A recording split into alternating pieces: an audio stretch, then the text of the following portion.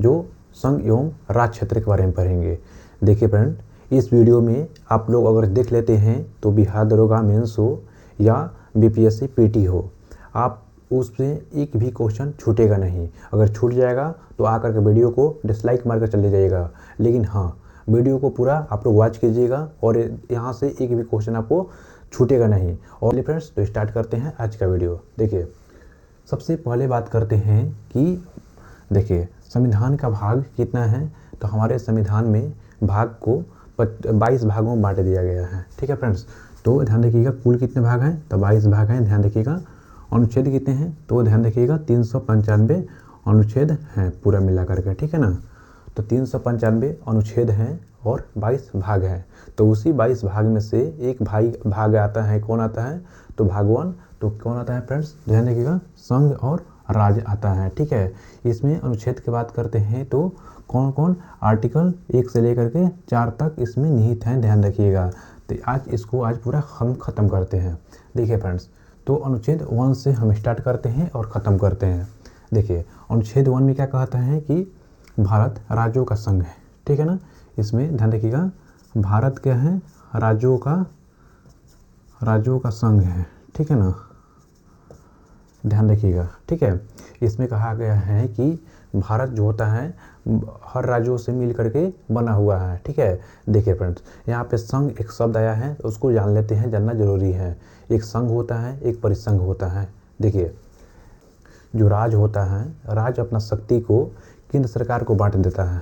ठीक है ना, और केंद्र सरकार उस शक्ति को मतलब कि अपने अनुसार चलाता है, वो उसको हम संघ बोलते हैं। ठीक है, लेकिन फ्रेंड्स इसमें जो संघ हो जाएगा, संघ में राज्य कभी भी मतलब कि अलग नहीं होता है।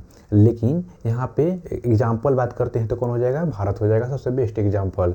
लेकिन क्या होता है परिसंघ, परिसंघ क्या बात करते हैं तो ध्यान रखिएगा, इसमें भी परिसंघ में क्या होता है फ्रेंड्स, इसमें जो छोटा छोटा राज्य होता है वो छोटा छोटा राज्य मिल करके एक सरकार का गठन करता है, एक देश का गठन करता है। ठीक है, और इसमें क्या होता है कि जो देश होगा उसमें से राज्य अलग हो सकता है, इसमें दोहरी नागरिकता चलता है। ठीक है, यहाँ का बेस्ट एग्जांपल हो जाएगा यूएसए, अमेरिका का यहाँ का एग्जांपल हो जाएगा। ठीक है ना, ध्यान रखिएगा। चलिए फ्रेंड्स, आप लोग संघ समझ लिए हैं, परिसंघ समझ लिए हैं। अब चलते हैं देखिए अनुच्छेद 2 के बारे में। अनुच्छेद 2 के बारे में देख लेते हैं। देखिए फ्रेंड्स, अनुच्छेद 2 के यह कहता है कि इसमें खुला खुला चैलेंज रहता है कि भारत देश है, कोई भी देश मिलना चाहता है भारत में तो आइए, स्वागत है आपका, राष्ट्रपति के पूर्ण अनुमति से संसद मिला लेता है। ठीक है फ्रेंड्स, कहने का मतलब ये है, कहने का तात्पर्य देखिए कि मान लीजिए कि आज पाकिस्तान हम लोग का पड़ोसी देश है, अगर चाहेगा कि पाकिस्तान कि भारत में वापस आ जाना चाहिए तो आ सकता है, कोई दिक्कत नहीं है। अनुच्छेद 2 उसका स्वागत करता है फ्रेंड्स। देखिए, पाकिस्तान आना चाहता है तो पाकिस्तान आर्टिकल 2 के तहत मिल सकता है। ठीक है, इसमें संशोधन करना भी जरूरी नहीं होता है उतना। ठीक है, ध्यान रखिएगा, इसमें राष्ट्रपति के केवल पूर्व अनुमति से संसद मिला लेता है। ठीक है, जैसे एग्जाम्पल के लिए बताते हैं आप लोगों को। देखिए एग्जाम्पल क्या हुआ था कि जब 35 नंबर का संविधान संशोधन किया गया था, ध्यान रखिएगा 35 नंबर का 1975 में, तब जाकर के सिक्किम जो था भारत का राज्य नहीं था। सिक्किम भारत का राज्य नहीं हुआ करता था। उस समय क्या हुआ फ्रेंड्स, सिक्किम कहा कि आज हम भारत में मिलते हैं, चलिए एक बार देखते हैं भारत कैसा मतलब रवैया रहता है उस वहाँ का जनता का। ठीक है, तो 1 साल तक जो कि सिक्किम का राजा थे वो बोले कि हम भारत में मिलेंगे, लेकिन पहले हम 1 साल तक देखेंगे कि भारत में रहने का फ़ायदा हमको जनता को मिलता है नहीं मिलता है, कैसा यहाँ का राजनीतिक है। ठीक है, तब जाकर के क्या हुआ कि फाइनली जाकर के फ्रेंड्स 36 नंबर का संशोधन किया गया था। ठीक है ना, 36वां संविधान संशोधन किया गया था 1976 में। तब जाकर के क्या हुआ, सिक्किम को भारत का मतलब कि अभिन्न अंग बना लिया गया था। ठीक है ना, मतलब पूर्ण रूप से दर्जा मिल चुका था और भारत का 22वां राज्य बन चुका था सिक्किम। ठीक है, देखिए फ्रेंड्स, अब चलते हैं आगे अनुच्छेद 3 के तहत। अनुच्छेद 3 को समझने के लिए फ्रेंड्स आप लोग समझिए, अगर ये कोई भी राज्य है और चाहता है कि अपना नाम चेंज करा लें, जैसे बिहार है, बिहार चाहेगा कि मगध अपना नाम करा ले दोस्त। ठीक है ना, और अपना सीमा में चेंज कर लें और बिहार को 2 भाग में बांट दिया जाए, तो इसके लिए आपको राष्ट्रपति से सबसे पहले पूर्ण अनुमति लेना पड़ेगा और संसद इस पर निर्णय करता है। ठीक है, तो अनुच्छेद 3 में यह कहता है, में ध्यान रखिएगा। ठीक है, जैसे एग्जाम्पल समझिए क्या होता है कि जब मध्य प्रदेश से छत्तीसगढ़ अलग हुआ था, मध्य प्रदेश से छत्तीसगढ़ कब अलग किया गया था, ये भी ध्यान रखिएगा। यहाँ पे 1 नवंबर हो जाएगा। ठीक है, ध्यान रखिएगा 1 नवंबर सन 2000 को छत्तीसगढ़ फाइनली अलग हो गया था। ठीक है, अब देखिए फ्रेंड्स, जो उत्तराखंड अलग हुआ था ये भी ध्यान रखिएगा। उत्तराखंड कब अलग हुआ था आप लोग कमेंट कीजिएगा। ठीक है ना, तो ध्यान रखिएगा 9 नवंबर 2000 को अलग हुआ था। ठीक है ना, उत्तराखंड अलग हुआ था। ठीक है फ्रेंड्स, ऐसे ही बात करते हैं बिहार से झारखंड अलग हुआ था। बिहार से झारखंड कब अलग हुआ था ये भी ध्यान रखिएगा। सन 15 नवंबर 15 नवंबर सन 2000 को ये भी अलग हो गया था। ठीक है, ध्यान रखिएगा। देखिए फ्रेंड्स, अनुच्छेद 1 पढ़ लिए, 2 पढ़ लिए, 3 पढ़ लिए। अनुच्छेद 4 में पढ़ते हैं। देखिए फ्रेंड्स, अनुच्छेद 4 क्या कहता है कि जो अनुच्छेद 2 और 3 में जो खामियां निकल कर आएगी उसको पूर्ति करने का काम अनुच्छेद 4 करता है, ध्यान रखिएगा। ठीक है ना, चलिए फ्रेंड्स, अनुच्छेद 4 भी जान लिए कि मतलब जो भी कमी रहेगा अनुच्छेद 2 में, अनुच्छेद 3 में, उसको कमियों को पूरा करने का काम कौन करता है, अनुच्छेद 4 करता है। भारत से अलग होने वाले राज्य को देख लेते हैं। जो देश भारत का अभिन्न देश था, ठीक है ना। देखिए फ्रेंड्स, भारत एक बहुत बड़ा देश था। भारत से अलग होने वाला देश कौन कौन है उसको देख लेते हैं। देखिए क्या हुआ था, भारत और अफगानिस्तान के बीच बंटवारा हुआ कब हुआ था, सन 1983 में। 1983 में भारत और अफगानिस्तान को अलग कर दिया गया था, ध्यान रखिएगा। अब कौन सा लाइन खींच दिया गया था, डुरंड लाइन, ध्यान रखिएगा। डुरंड लाइन यहाँ पे खींच दिया गया था फ्रेंड्स, भारत और अफगानिस्तान के बीच में। लेकिन यही लाइन आगे चल करके और भारत और पाकिस्तान के बीच में निहित हो गया है, ध्यान रखिएगा। देखिए फ्रेंड्स, अब देखिए, भारत और म्यांमार के बीच में एक लाइन अलग करता है और सन 1935 में, कब, 1935 में भारत और म्यांमार अलग कर दिया गया था। ठीक है ना, ये भी ध्यान रखिएगा। उसके बाद में ये जो भारत और पाकिस्तान के बीच में सन 1947 ईस्वी को भारत और पाकिस्तान पूर्ण रूप से अलग हो गया था, ध्यान रखिएगा।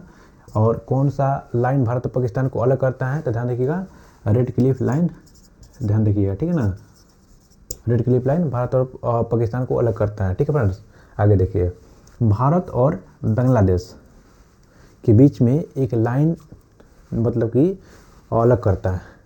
ठीक है ना, कौन सा लाइन है, तो आप लोग मतलब कि बहुत कम ही लोग जानते हैं, ध्यान रखिएगा। जीरो लाइन बोलते हैं। क्या होता है फ्रेंड्स, जीरो लाइन इसको हम बोलते हैं। ठीक है, भारत और बांग्लादेश के बीच में जीरो लाइन होता है। देखिए, जब भारत और पाकिस्तान के बीच में बंटवारा हो रहा था तो पाकिस्तान को यह ऑफर दिया गया अंग्रेज़ों के द्वारा, ठीक है ना, पाकिस्तान तुम या तो देसी रियासत में मिल जाओ, ठीक है, नहीं तो 2 नंबर क्या कहा गया, या तो भारत में मिल जाओ, 3 नंबर कहा गया या तुम स्वतंत्र रूप से एक देश बनाओ।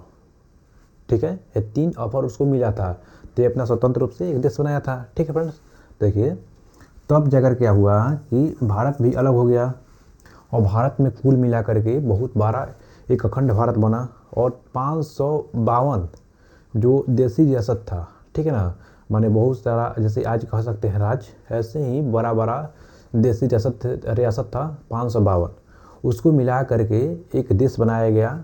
और अलग अलग बनाना तो मुश्किल था, तो एक देश बनाने का काम किसको सौंपा देगा, मतलब कि एकीकरण का काम किसको दिया गया था, सरदार वल्लभ भाई पटेल को दिया गया था, ध्यान रखिएगा। ठीक है फ्रेंड्स, तो ध्यान रखिएगा, सरदार वल्लभ भाई पटेल और पीवी मेमन थे और माउंटबेटन, ये तीनों लोग क्या किए कि जो 552 देसी रियासत था उसको इकट्ठा करने का काम यही तीनों लोग कर रहे थे। ठीक है ना, लेकिन ध्यान रखिएगा, ये सरदार वल्लभ पटेल का नाम बहुत ही पहले आता है, ध्यान रखिएगा। चलिए फ्रेंड्स, तो आगे देखिए फ्रेंड्स, तो 3 ऐसे प्रांत था जो भारत में शामिल नहीं होना चाहता था या पाकिस्तान में शामिल नहीं होना चाहता था।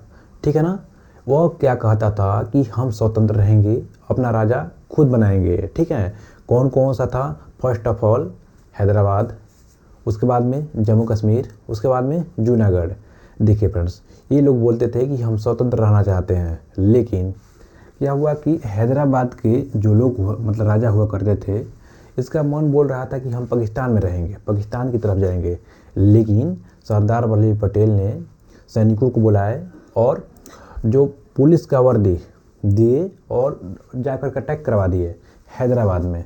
और यहाँ का राजा डर गया और क्या किया, भारत में विलय पत्र दे दिया। ठीक है फ्रेंड्स, और इसको हम क्या बोलते हैं, ऑपरेशन पोलो। ऑपरेशन पोलो के तहत हैदराबाद भारत में शामिल हुआ था। ध्यान रखिएगा 17 सितंबर 1984 में, ध्यान रखिएगा फ्रेंड्स। चलिए आगे चलते हैं। उसके बाद में क्या हुआ, जूनागढ़। जूनागढ़ की बारी आती है। तो जूनागढ़ में जनमत सत्याग्रह किया गया था। ठीक है ना, जनमत सत्याग्रह से जूनागढ़ को भारत में मिला लिया गया था। ध्यान रखिएगा।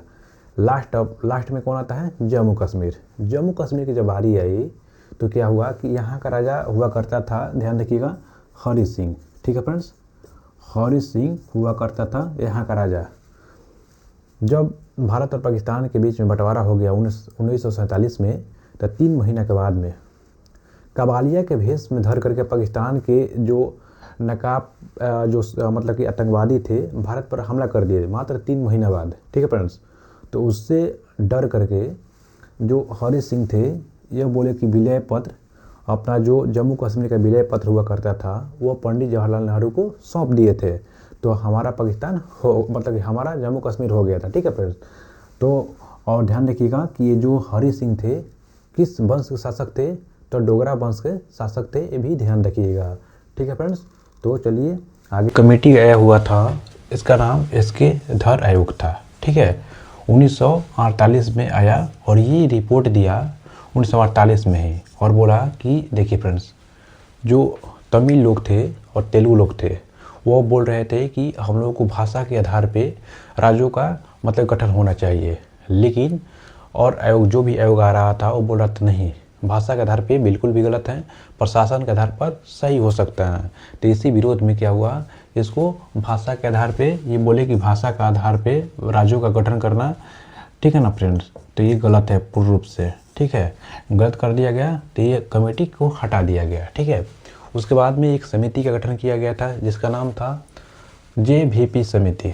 JVP समिति 1952 में आया था। ठीक है, जैसे क्या हो जाएगा, जवाहरलाल नेहरू थे, भी से क्या हो जाएगा, पताबी सीतारामैया थे, उसके बाद में जो पी से क्या हो जाएगा, सरदार वल्लभ पटेल थे। ये तीनों लोग मिल करके एक समिति का गठन किए जो 1952 में समिति आया। ठीक है फ्रेंड्स, इसमें क्या हुआ कि तेलुगु भाषा की मांग कर रहे थे, एक व्यक्ति थे जिनका नाम श्री रमल्लू थे। ठीक है, जो तेलुगु भाषा का नाम मतलब कि मांग कर रहे थे, और 55 दिन भूखे रह गए थे और 56वां दिन उनका मृत्यु हो गया था। ध्यान रखिएगा। ठीक है, तो पेट्टू श्री रामल्लू ये व्यक्ति जो 56 दिन इनका मृत्यु हो गया था, भूखवा मतलब कि उपवास रहे थे कि हमको तेलुगु भाषा के आधार पे आंध्र प्रदेश का गठन किया जाएगा। तब जाकर क्या हुआ फ्रेंड्स कि यह देखे कि मैटर घबरा गया। ठीक है, इनका तो मृत्यु हो गया और पूरा दक्षिण भारत में तेलुगु भाषा को लेकर के पूरा मतलब कि दंगा होने लगेगा। ठीक है, तो इसको देखते हुए सरकार ने क्या किया कि सबसे पहले 1 अक्टूबर 1953 में ही क्या किया कि आंध्र प्रदेश को, यहाँ पे क्या हुआ, आंध्र प्रदेश को पहली बार राज्य का दर्जा दिया गया था और भाषा के आधार पे। ठीक है, अब देखिए उसके बाद में फौजल अली आयोग आया। फौजल अली आयोग आया और 1953 में आया था। ठीक है, 1953 में, और अपना रिपोर्ट जो पेश किया था 1956 में यहाँ पे रिपोर्ट पेश किया था। ठीक है, तब 1956 में पेश किया गया था और संविधान में संशोधन किया गया था, 7वां संविधान संशोधन 1956 में। ठीक है, ध्यान रखिएगा। देखिए फ्रेंड्स, और इसमें कहा गया कि 14 राज्य होगा और 6 केंद्र शासित प्रदेश का गठन किया जाएगा। लेकिन वर्तमान में पूछेगा कितना राज्य हैं, तो वर्तमान में 28 राज्य और तो 8 केंद्र शासित प्रदेश हैं। ध्यान रखिएगा। ठीक है, चलिए फ्रेंड्स, पंजाब का पुनर्गठन बोलेगा कि पंजाब का पुनर्गठन किया गया था, कौन सा कमेटी की सिफारिश पे किया गया था, ध्यान रखिएगा, वह था शाह आयोग के सिफारिश पे किया गया था। ठीक है फ्रेंड्स, देखिए फ्रेंड्स, तो यहाँ पे हम पूरा भाग 1 को कंप्लीट कर चुके हैं। आप लोगों को इसका प्रैक्टिस करने के लिए ऑब्जेक्टिव चाहिए, तो हम अपने चैनल पे रोज़ 2 बजे दिन में हम डालते हैं, अपलोड करते हैं। तो इससे VBA प्रश्न जो प्रीवियस ईयर में आए हुए हैं उसको आप लोग देख लीजिएगा और लगा लीजिएगा अपना टेस्ट। ठीक है, तो मिलते हैं नेक्स्ट वीडियो में, तब तक के लिए धन्यवाद।